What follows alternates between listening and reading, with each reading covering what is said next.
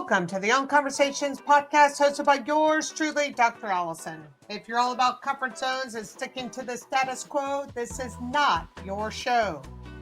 Each episode features global CXOs, founders, and fearless industry innovators sharing untold stories of challenging norms, breaking barriers, and redefining success and leadership while transforming lives, businesses, and entire industries along the way.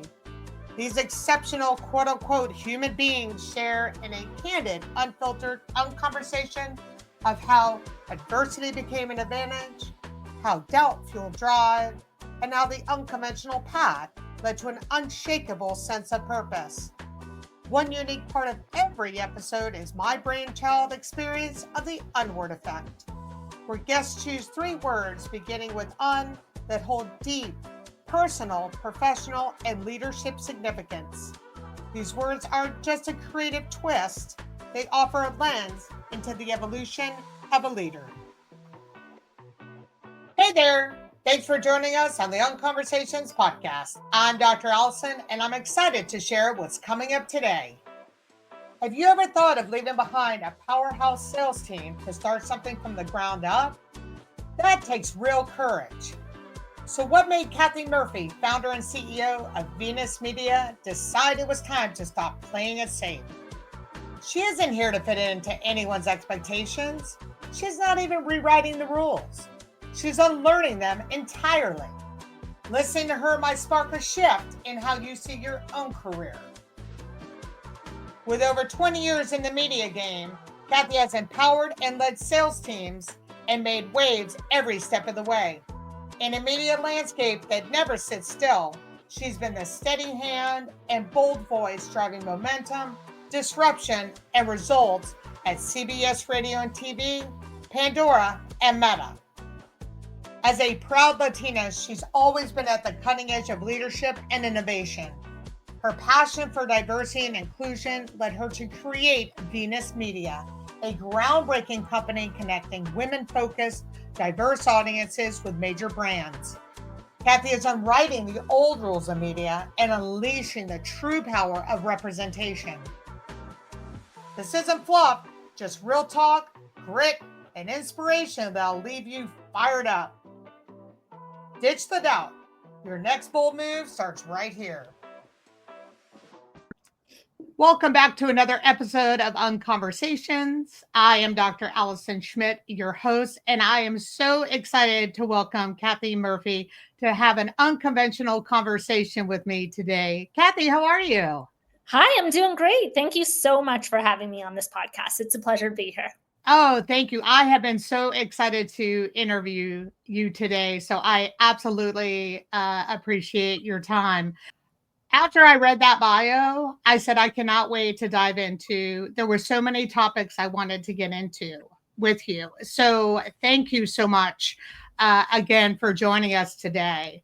I want to dive into my questions so fast, but as I do in every beginning of the podcast, to really give the listeners and viewers just a perspective of who you are. And it's also something that I do in my executive coaching practice, because I think when someone is asking to talk about yourself and in a different and maybe unique way, I appreciate you being willing to do this, because when I received your Unwords and you and I just met briefly for a short period of time, I already had an amazing idea of who you are.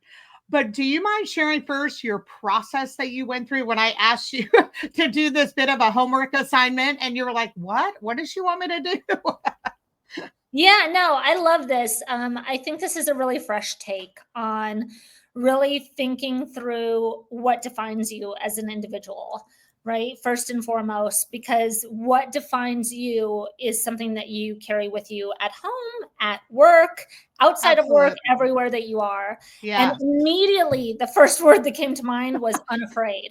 And you can hear even in my bio that because my company is so focused on really bringing together stories of inclusion and diversity for women, those who identify as women, LGBTQIA audiences, hyper focused on Black and brown women, on women that are multiracial, multi-generational. It is so important to really be unafraid. And in particular in this landscape today. But that is something, that is a word that has really defined who I've become over the past 20 to 25 years of my career, you know, and I think that started at a really young age, you know, after college. I got a job in another city. I grew up in Colorado, and I picked up and moved to Seattle. I only knew one other individual that lived in Seattle. And then I jumped into my first media sales role there, selling radio ads in my young 20s. So much fun, had a great time. And then I came to New York City as a tourist for my 25th birthday with a bunch of girlfriends. And after 4 days, I was like, I'm in love and I need to move to New York. And everybody thought I was completely nuts. And that was a true moment of being unafraid. And 18 months later, I picked up and moved 3,000 miles with my cat and 2 suitcases and whatever would fit. And I got on an airplane and I moved to New York City. It didn't happen overnight. I had to set out a plan, right? And I wrote down my plan. I manifested how that would happen. And I followed it to a T. I actually wrote down the date of September 1st, 2004 in my journal. And that was in March of 2003. I moved on September 24th, 2004 to New York City. So I moved within 30 days of that date. And I think that really speaks to being unafraid. And so as I've made physical moves, I've also made really big career moves. And that involved me leading a team of sales professionals at 26 years old. I was hired to lead a team, 13 people, 11 of whom were men, and everybody on the team was older than me. Talk about a moment where we had to really be unafraid. And I jumped right in head first. And that led me to other opportunities that then moved from radio to TV, which was a huge jump. Oh, absolutely. You know, I eventually moved to taking a role at Pandora and then at Meta, which was also a place where I had to be very, very unafraid. And after 20 years of working for all these big, huge brands that we've all heard of, we've all interacted with, I said, I'm gonna start my own agency. And I saw that there was this huge gap in the marketplace where less than 2% of ad agencies are owned and operated by women, and less than 1% are owned and operated by Latinas. Yes. And I'm of Colombian descent and speak Spanish fluently and grew up going to Colombia my whole life. I just felt like there was a real opportunity there. But all of that came with moments where you can choose fear and say, nope, I'm going to stick to the status quo. I'm going to do my thing and I'm fine. Yes. And this is comfortable. My parents thought I was completely nuts when I said I was going to leave my really great job at CBS after 13 years. They were like, no. You don't leave a big company. Yes. But I've been unafraid the whole time. Every time there's this fork in the road and it's like, choose fear or choose to be unafraid and just go forward, I've chosen to be unafraid. So that word really resonated with me when you asked me about what helps define me. And I can even tell just how passionate that word actually even means to you. You know, it's one when I ask people to do this and my speakers, not only clients, but my speakers to do this exercise, I can just see when there's a particular word that just makes their eyes and their whole face light up. Yeah. And we're going to get into the other two, but I'd be curious if the unafraid was the one that you really gravitated to as the most passion. I think so. It's really the one that I think other people would use to describe me. Oh, wow. Which is something I didn't realize until about a year and a half ago. My company had finished our 5-year mark in business, which as a small business owner is a gigantic milestone. That is a congratulations right there. I think it's over 75% of businesses fail within their first 5 years. Yeah. And so Yeah. we had a party, we were celebrating, and one of my best friends of 20 some odd years came to the party, and she said to me, you're one of the bravest people I've ever met. And I was really taken aback by that statement. And so I think unafraid and brave are great synonyms. And when she said that to me, it really resonated with me, because she said, you never back down from something because you're afraid. I'm also a single mom, which I mentioned to you the first time we met. I chose to have my daughter on my own 12 years ago. Before that was the popular choice, for lack of a better term. But I was in my mid-30s, and I was at a state in my life where I was ready to have a child, and I chose to have my daughter on my own. I'm a proud single mom to a beautiful 12-year-old today. And that decision also came with being really unafraid. I was probably more afraid after I had her because, being a parent, every day you wake up in fear that you're doing something wrong. Yes.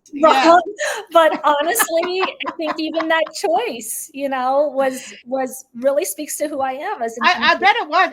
And I also think too, Kathy, with you choosing to be a single mom, as you phrase it, and to be unafraid about that, and to be able to start your own media company and to be unafraid in doing that, because that is there's a lot of competitive industries out there.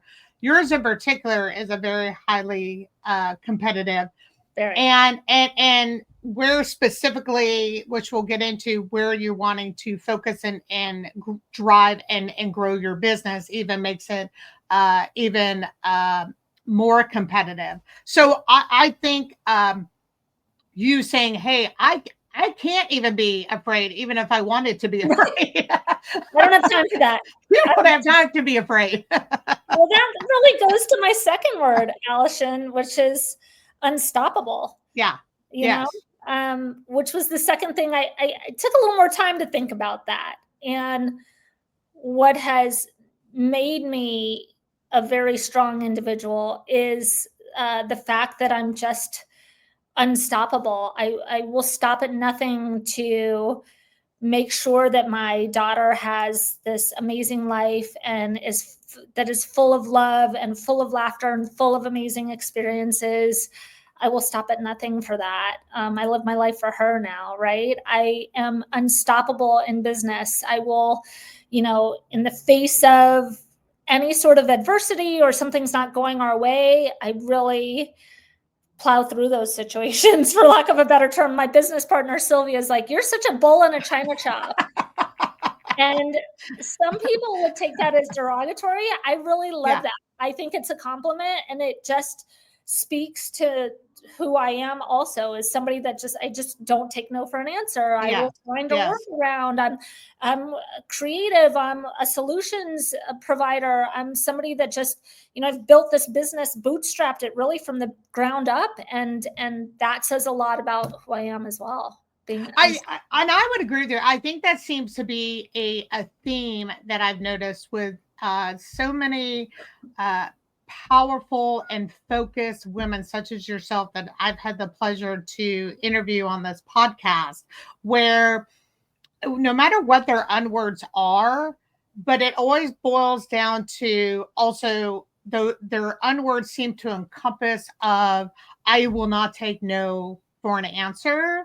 And that just means maybe the no is not that journey, but it's another journey that I'm supposed to go down. And I think for founders and CEOs, and that's a lesson that I had to learn too, because I thought no meant, oh, that was my one shot.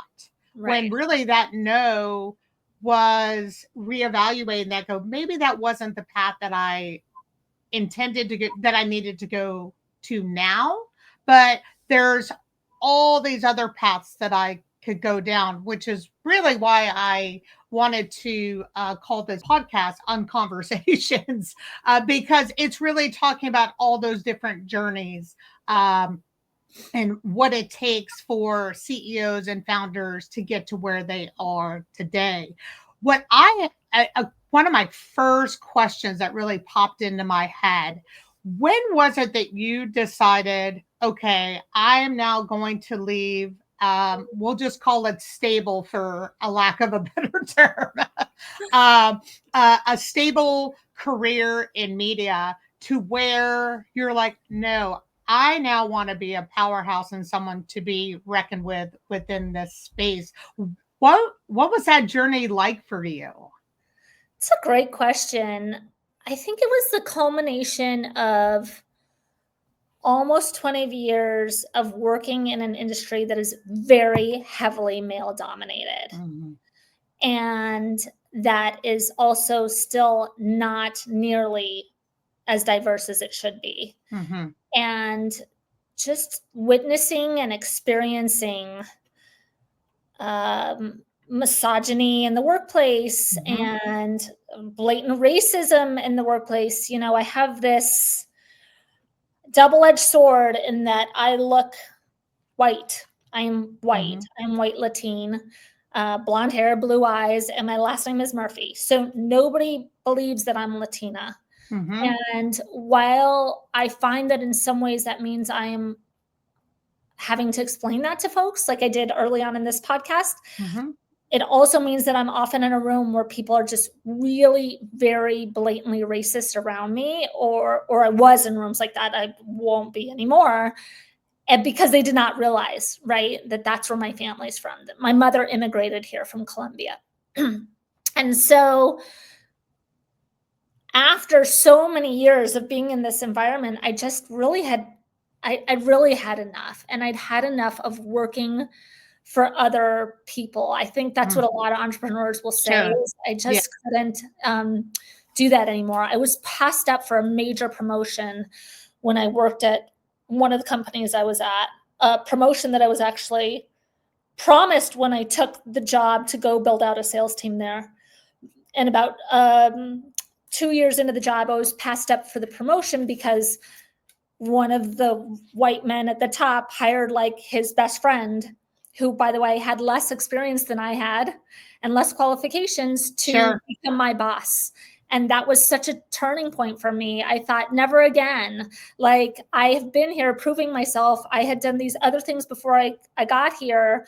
I am far more qualified. I'm just not best friends and the buddy with this guy. And so I didn't get that job. And that really didn't sit well with me. And so I think just going through life experiences, I realized I'm going to build the company that I wished I had always worked at. I want to have a culture that is supportive for women, one in which women feel comfortable coming to work every day, where they feel supported, where they feel they have growth opportunities, where everybody is respecting each other's cultural identity and diversity. And we have very interesting conversations, right? We are constantly asking about somebody's race or somebody's religion or somebody's preferences, so that we can learn. And Totally agree. I never worked in an environment like that before. And so that was kind of my journey. As I said, if we're going to build this thing, I really want it to be this company that, listen, that I wish my daughter would get a chance to work at one day, because I didn't have that opportunities. I spent 20 years of learning how to play golf, going to strip clubs, drinking martinis, and doing all the stuff with the boys so that I could, you know, survive in that media landscape. I don't want that for my daughter or for any woman that is going to continue to be in this side of the business. You know, I think you and I talked about when I started my first company, that, and this was in California. That was one of the things that I felt that I needed to do, was I needed to find my way into the boys club. Yep.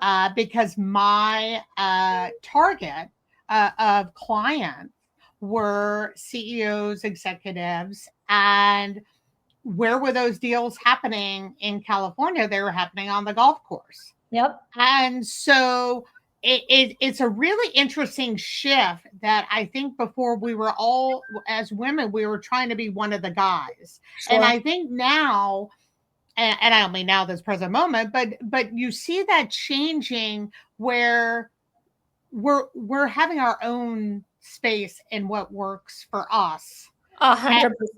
And I thought, and I've heard so many women founders talk about that there were so many things that as women we felt we needed to sacrifice to about ourselves in order to be great leaders or great business minds. And we finally realized we had enough of that, and that wasn't a path. That wasn't a path that we needed to go down, and that we can create our own path and be successful and support other women founders and executives. So I really appreciate you sharing that, because I think that it is so vital to keep speaking about and having other people hear that part of your story.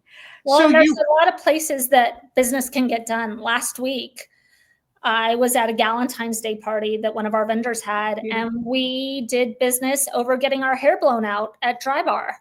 I'm very happy to go do that. You know, it doesn't just have to be we're going out to the boys clubs anymore, right? I yes, want to create these spaces where we go and have our hair done, have our nails done. We go to the spot, we do something that we want to do. I actually still really like playing golf. I just yeah, would like other women to play golf as well right. with me, right? And so let's find these moments again that are comfortable and that where everybody can participate and you don't have to feel like an outsider. That's what I'm really striving for. Yeah, where those are more inclusive. Not that we brought this woman in to play golf with us. It's Correct. here's the invitation. Here's all all the people who have been invited, and not to where you feel like you're joining this huge group Correct. as the outsider. So yeah, that is beautifully said. I wanted to ask you, and we talked about this, so just to get into a bit more of your company. So Venus Media, how did the name come about, and what was your journey really about of when you started this company and you said, all right, this I'm going to find this area that I want to focus on and build this business and focus on women and diversity and inclusion, and let's get into that journey of your story. Yeah, it's funny. I went on a trip with my girlfriends for my 40th birthday. And on that trip, one of my friends said to me, like, well, what do you want to be when you grow up? Now we're like 40. Like, what are we going to do for the rest of our lives? And I had been working at Meta about 6 months or so. And Now, did 40 feel old to you? no, I think I'm in my 40s now. I love being in my 40s. It did not feel old to me. Yeah, it didn't feel old to me either. So I was just curious. Yeah, no, it felt fun and it felt like a milestone. But it Yes. did definitely feel like, okay, I got to kind of think about, I hear like in your 20s and 30s, you're really about building your reputation, your career. And then, your 40s to 60s, you start thinking more about building wealth, building your family, but also what your legacy might be. And Yes. my legacy, I didn't want it to be like, oh, I built this sales team at Meta. Like, no thanks. Yeah. And I had a very rocky start to my job at Meta. It was one of those things where everybody's like, oh my God, it's so great. Like, you work at Facebook. Yeah, it must be so amazing. And I hated it. And my very first week on the job, I was sent to a training in San Francisco. And I had to miss my daughter's first day of kindergarten. Oh. And I asked my manager if I could push it back the training a week so I could be there for my daughter's first day. And they said no. That should have been a red flag to me. That was really part of the impetus between why I started Venus Media. I thought to myself, I want to create this company that is for women, that is by women. I never want somebody on my team to miss their kid's first day of kindergarten or their soccer game or their dance recital or their doctor's appointment. I just had seen way too many instances where that was given up. And after going through that experience myself, 6 months later, being on my 40th birthday with my girlfriends, and they said, well, like, what do you want to do when you grow up? And I said, I've always wanted to own an ad agency. And my friend looked me in the face and said, well, what's stopping you? And I said, nothing. Right. And that goes back to unstoppable. Yes, Absolutely yes. nothing. And so I set out on this mission to interview friends, to talk to people that I'd known that owned agencies, that had started their own companies. And over the Kathy, next, wouldn't you say that's really the first question that we should really be asking ourselves? Because as one yes, thinks about a business, and it can be overwhelming, and there's a lot of things where I don't have enough money, I don't have enough time. I mean, there's all those things that can kind of block your mind in doing something. But and everyone says, hey, let's just say money wasn't the issue and you had all the time in the world. What would you really be doing? And I think the way that you phrase that is really great, because I think that's an important question, because what really is stopping you? And if there are things stopping you, then let's write down those things of why you feel they are stopping you. And so for you to go, nothing. I mean, what really would be stopping me? And money could stop you. Maybe you can't grow as fast as you were hoping to maybe grow at the beginning. As you said, as many founders, you're bootstrapping and trying to figure it out. But even those type of struggles and hardships are still not outweighing you by saying nothing's stopping me from moving forward. yeah. And I think you have to go into a little bit blind. My co-founder says all the time, ignorance is bliss. Had we known what we were getting into, not sure we would have gone down this road. Yes. So there's a little bit of that.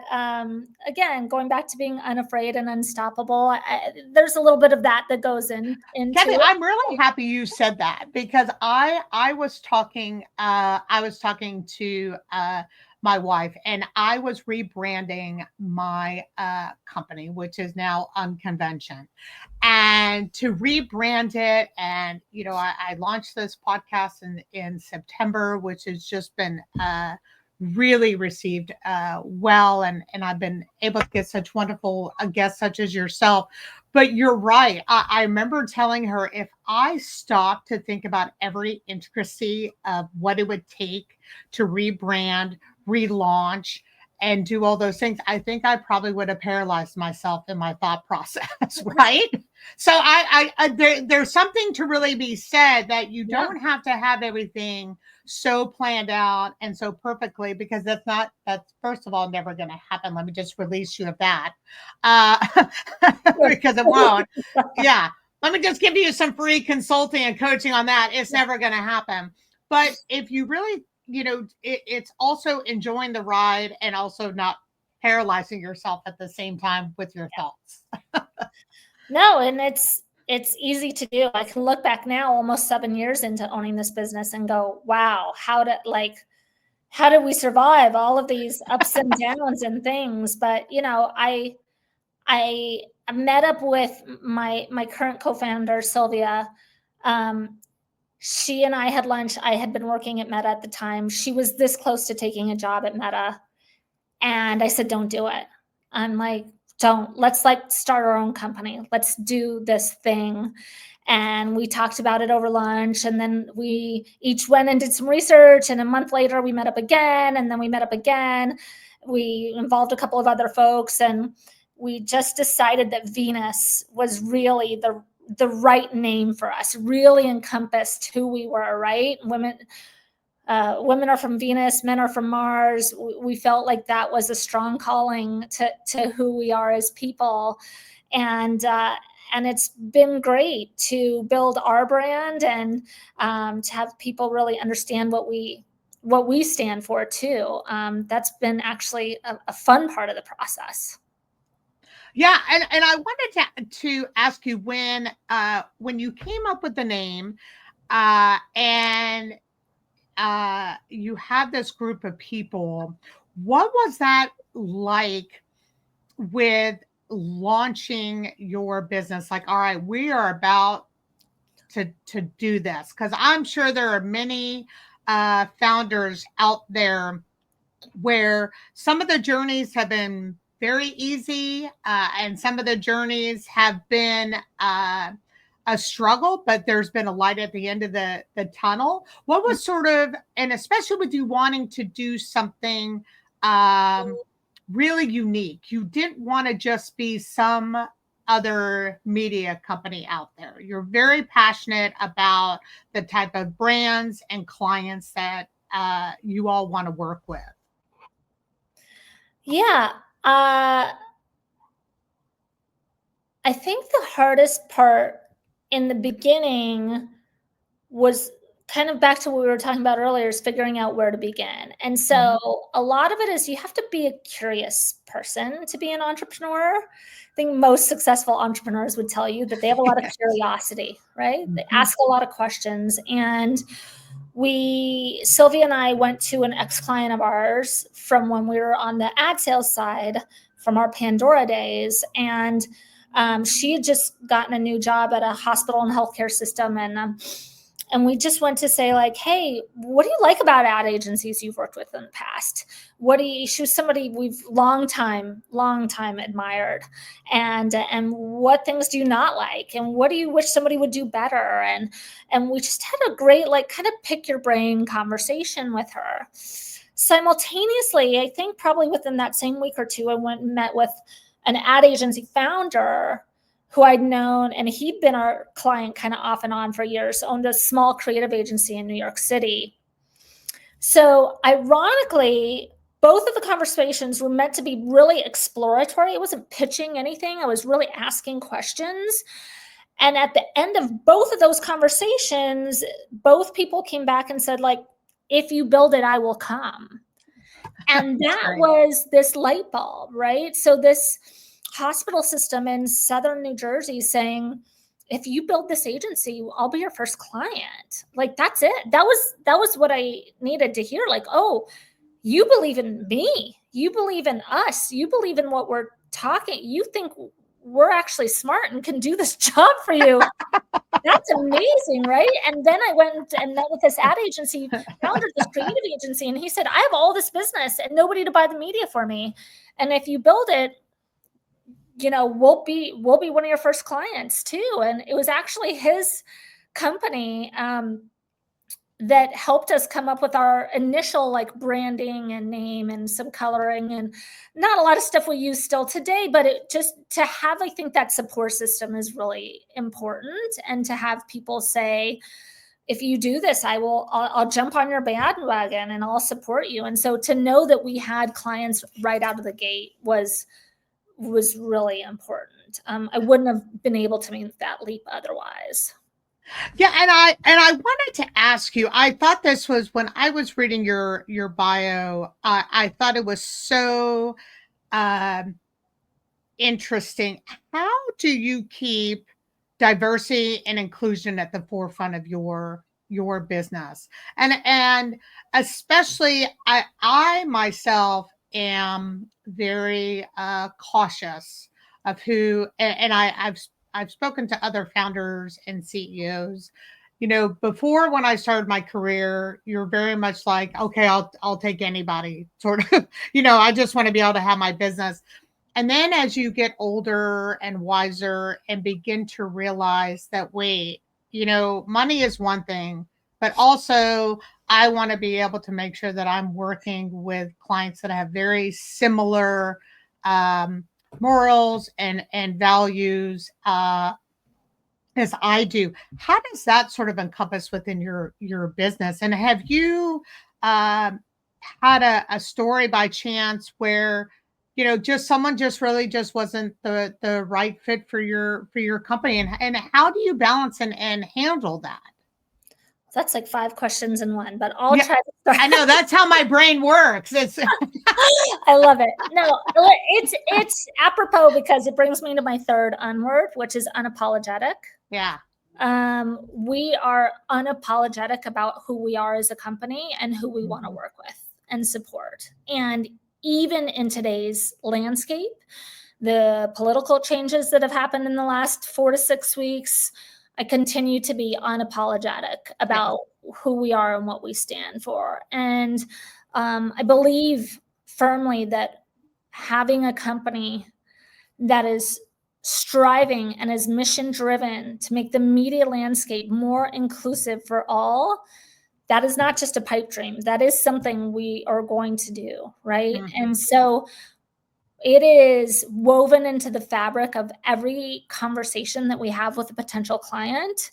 And in the beginning, it was definitely more challenging. You know, you're in a place where you're trying to take on kind of any sort of client that will work with you. And we've had two experiences that were really unique. One in which a firm that we had worked with, we would kind of co in and co-pitch business together, and their creative agency was all white men, two white men that owned it.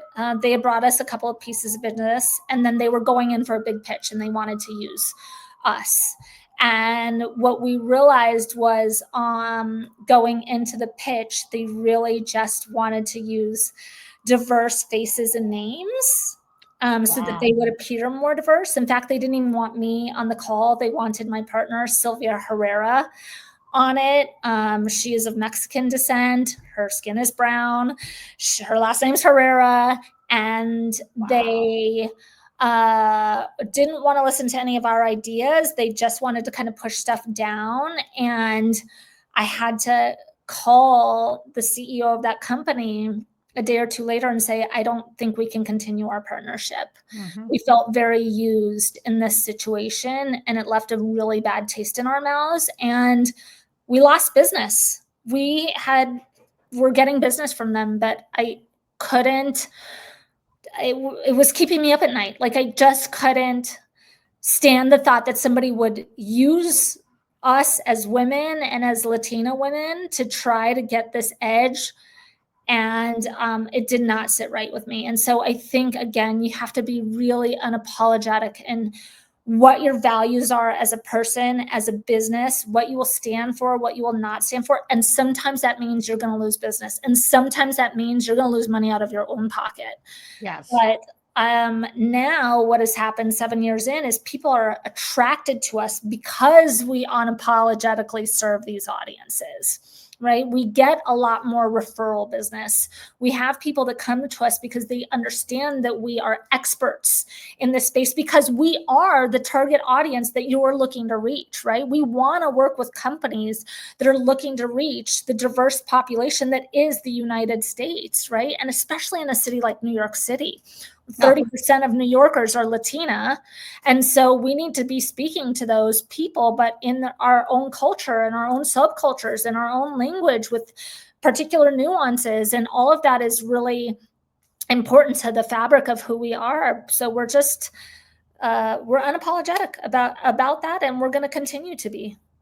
yeah, and I appreciate you sharing that, because that's a real tough, it could be a tough inner struggle, let me say. It hasn't been one, for me, from the standpoint of who I would choose to work with or not. I have always had very high morals and standards. My compass has always been very, very high, and I've had people say, that's going to put you in a certain particular position, and I've been okay with that, Yeah. because and that's where I learned the real true meaning of unapologetic, because that was one of my first words.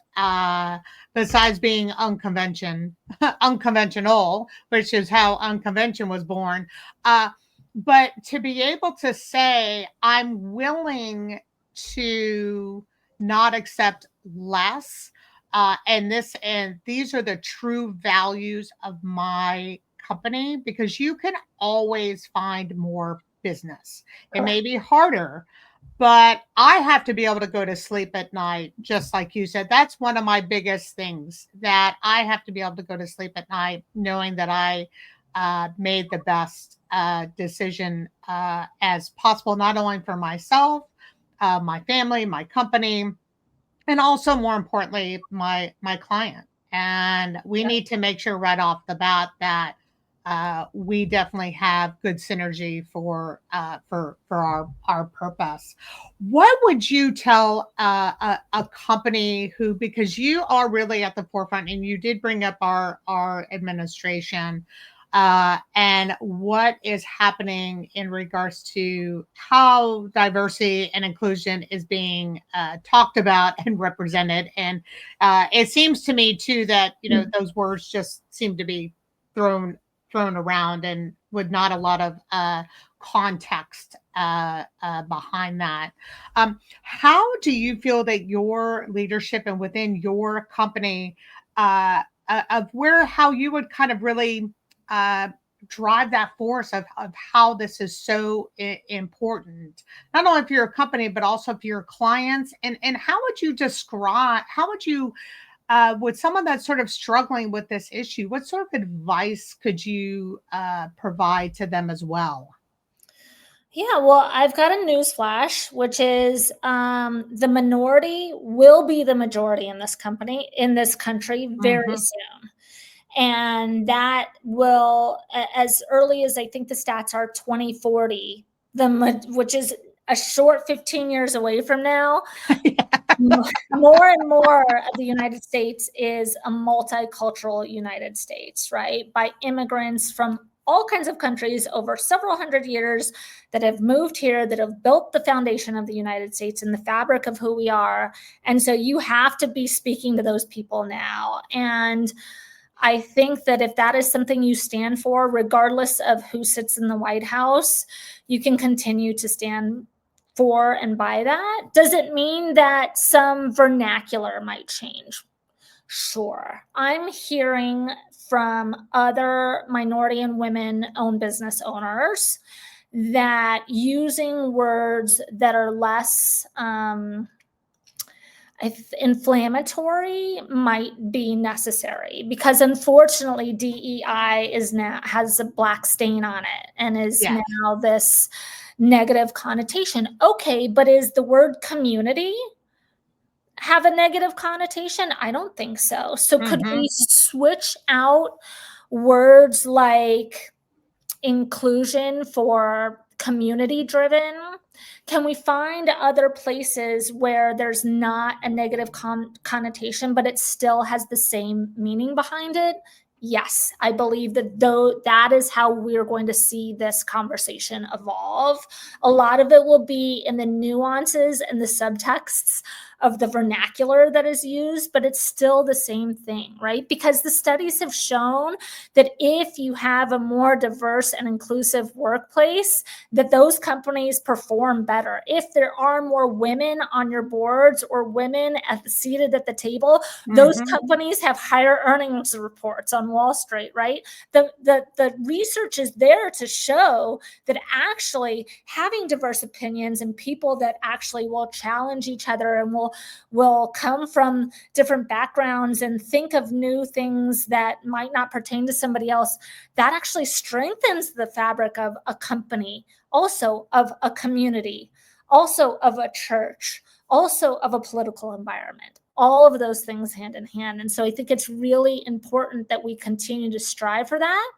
Again, might have some nuances and vernacular, but this isn't going away. Yeah. Oh, It's of only course going to not. get Yeah. stronger, Yes. because that's who the fabric of America is actually made up of, is a really diverse subset of immigrants that have lived here.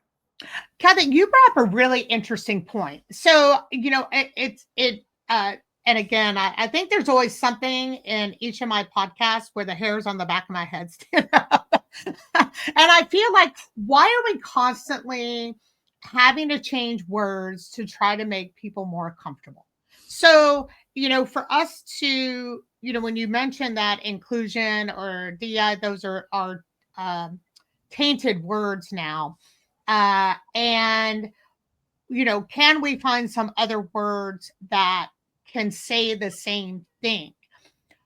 Do you feel in your business with your clients you have to do that, or do you still keep using those kind of words, even though they may be tainted in our political environment? I will tell you it's evolving, and it's evolving very rapidly. My answer Mhm. today could be a very different answer 6 Of, weeks from of now. course, And of so course. I think it's just really of rapidly changing. I'm very fortunate that I live in New York City. Yes. I'm very fortunate. I'm a New York City certified women and minority owned business. I'm a New York State certified women and minority business. That still means something, right? Those words haven't gone away for us. And most of my clients, again, are coming to me because this is our subspecialty. This is our Sure. specialty. And so I haven't felt any sort of ripple effect, but I don't live in the middle of country. I don't live in some place where these things are frowned upon. And again, I'm a very lucky person that I live in New York City where diversity is celebrated daily. Um, Yes. and Yes. so I think it's going to continue to evolve, and we'll have to see what the tone is of people and of the landscape. And it's really unfortunate. I do think that it's short term. The faith that I have is that this will continue to evolve over the next 5, 10, 15, 20 years. I think this is a short moment in our history where it's really being challenged. But it's up to companies like mine who need to continue to stand for what we stand for and support traditionally underserved communities, because they need our support now more than ever, right? And if Yeah. Yes. And I agree with you on that, because with for me, I refuse to change the term, to use a different type of terminology. I'm in Dallas, but I'm still in Texas. So, and that has its own, but I am at least privileged enough to be in Dallas, in a place that doesn't have a lot of um, diversity issues as other parts of Texas do.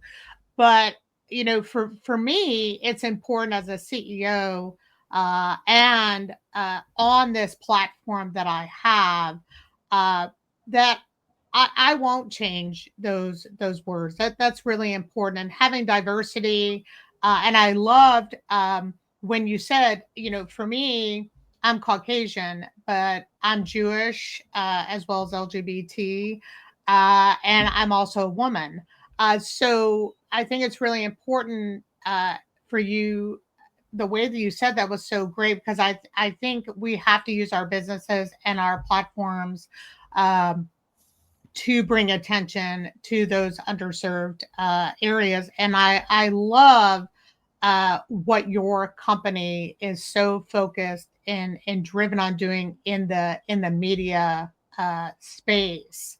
How do you find your company, especially being in that women and diverse space? What makes you shine so bright? Because we have a very wonderful mutual friend that introduced us, and she said that you were an absolute trailblazer in this space, and you are.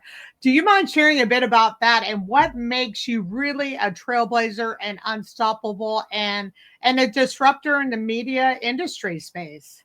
Yeah, it's very simple. We walk the walk, right? There are a lot of minority or women owned businesses in even New York City where it's the husband put the wife as majority shareholder and she doesn't work at the company. Yeah. It's been a huge scam. Oh, sure, A lot of sure. white men that own these companies, they put it down as women owned. They give her 51%. She never worked a day in her life at the company, Yep. right? Or companies that are, led by women, but they're all white women and they have no diversity in their leadership positions. That's just not who we are. We walk that walk, right? I have a very diverse team and made up of different cultures and religions and ages. And I continue to hire that because when people are on calls with us, I want them to see that Venus is represented representative of the marketplace and of the kinds of companies we want to work with. And the more that I can continue to attract talent and hire people that have the same passion, then it makes it that much easier to translate that to our clients, because they can see that, they can feel it, they become immersed in that. And that's where you get a really great symbiotic relationship with somebody. Oh, I absolutely agree with you. And I could tell that the first moment that you and I had our first conversation, I knew that you definitely were walking the walk.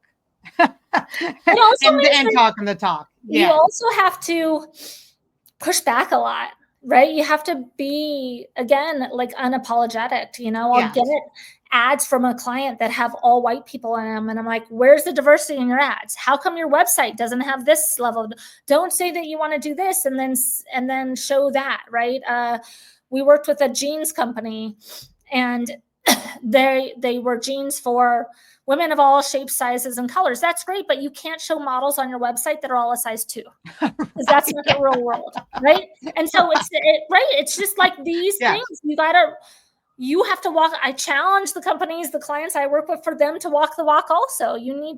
People need to see that and experience that. And we all are looking at ad impressions every day. The average person sees almost 10,000 ad messages a day, sees or experiences these ad messages. You want to see a culture that is reflective of who you are too. And to your point, you represent so many things. We are not one-dimensional. You cannot just advertise to a Latina woman and think if you buy ads on Univision, you've reached her. No, right? Because there's Spanish preferred, there's English preferred, there's some that prefer Spanglish, like most of my family, to be honest. There's some that are white Latin, there's some are Afro-Latina, there's some that are from, Mexican descent, some that are from Spain, from Colombian descent. Like, there's so many new, and so for far too long, the media industry has been like, okay, I have $100 to spend on advertising. I'm going to put $10 against Hispanics and $7 against Blacks and all the rest against white. Like, what is that anymore? That's not a strategy. You have to really think about who people are, because they're not one-dimensional. And I use a line that's kind of funny, but is really true, which is I tell my advertisers, hey, if you want to reach the Hispanic lesbian that lives in Westchester and drives a pink Cadillac on Tuesdays and is vegan, like, I will find her for you. Yes. I will find her, right? But those are all of the things that it might make up who that woman is and what she represents. You can't just say, oh, I checked the Hispanic box. Oh, I checked the Black box. Like, no. Yes. Really, a lot of what we do is education. We're educating our advertisers. This is not advertising from 20 years ago. People are very multidimensional, and that's only going to continue. Yeah, and I agree with you 100% on that. And I will tell you that lesbian does exist out there, exactly the way that you described it. It's true.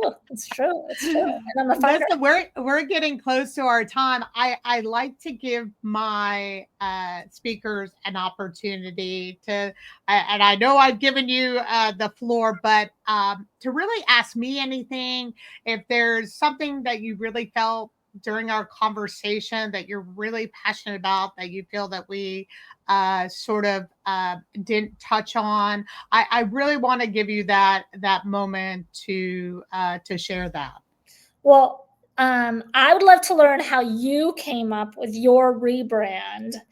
Again, I work in advertising, so I'm very always, curious about how you decided on that brand and how you decided to start this podcast around it. Yeah, I really appreciate the time on my own platform. Thank you. How I came up with, I was sort of stuck. I was doing a lot of strategic planning work and not really being fulfilled. And I needed to do my own unword exercise. And that's really how I came up with it. I was like, what is it really about me that makes me special and unique, and why people would want to work with me from a coaching perspective. And so I came up with my own words. Mine was unapologetic, because I felt that I was being too apologetic in Mm, my career.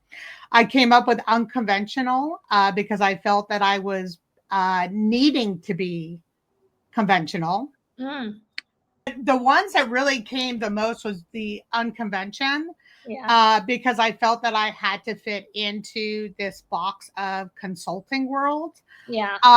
And everyone just said, and I think the other thing too is I never fit the mold of a PhD person. Right. And that also shook everybody up. They're like, "Whoa, you have a PhD?" And then they're like, "Oh my gosh, you have like 2 master's degrees?" Like they're like, "Wow, it didn't really, I didn't fit the mold." And I also didn't fit the mold when I went to do the type of consulting and coaching work that I did. So I felt that the name of the company needed to change to Unconvention, because there's too many conventional roads that we all don't need to take, and it's almost around your beautiful description of diversity, how Yeah. we start our business and the type of business that we do. And I've never been conventional in my business practice, Oh, and I think that's why I've been able to be successful in this space for over 25 years. Great question about the unconversations. I felt like I've been asked to do a podcast, and my first question is, why the F would someone want to hear me? right. Like, what is it about me? Um, but everyone has heard sort of my story, and I felt that there's too many podcasts out there where we're hearing the same stories, and there's so much more to somebody. Yeah. You sharing about your daughter, and and not being apologetic of being a single mom and wanting to start your business, and you can have it all. We never said it was easy. Right. And I wanted to have these really truthful and deep conversations where let's just get real and have these conversations, because not everything is an influencer. Not everyone is able to you know, the CEO of Southwest Airlines or these big companies, but you can be successful in your own way and defining what that looks like, but it's not an easy road. And I also wanted to talk about the unconventional roads that people can take.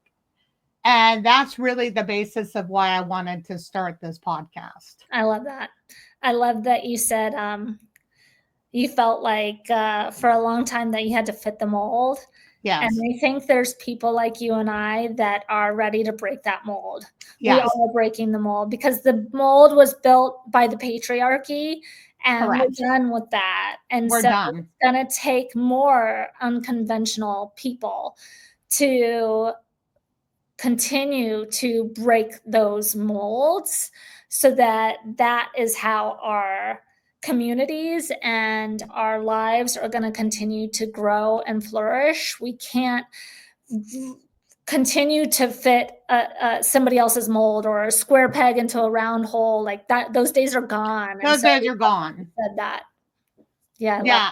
No, well, thank you. I appreciate the thank you. I appreciate you asking that, because and one, to especially since you're in this field of media, I that was really kind of my journey and story. So thank you so much for asking. yeah, I love it. I love it.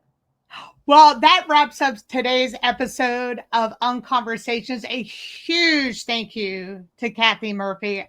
Kathy, thank you so much. I appreciate your time and Thank you. everything that you have shared in regards to your unconventional journey. Keep challenging the norm and striving for excellence in all you do. You Thank you too. again, Kathy. Thank you. Thank you. Thanks for streaming the Unconversations podcast, the space where unconventional excellence takes center stage and spotlights global visionaries who don't just follow the rules, they reinvent them. This isn't just a podcast, it's a movement. If you felt the onward effect, don't just scroll, unleash your support. Unsubscribe from silence. Hit that follow, drop a like, and leave a comment to keep the Unconversations going and amplifying the voices that are shaping the future. Looking for our podcast? Don't worry, it's all in the show's description.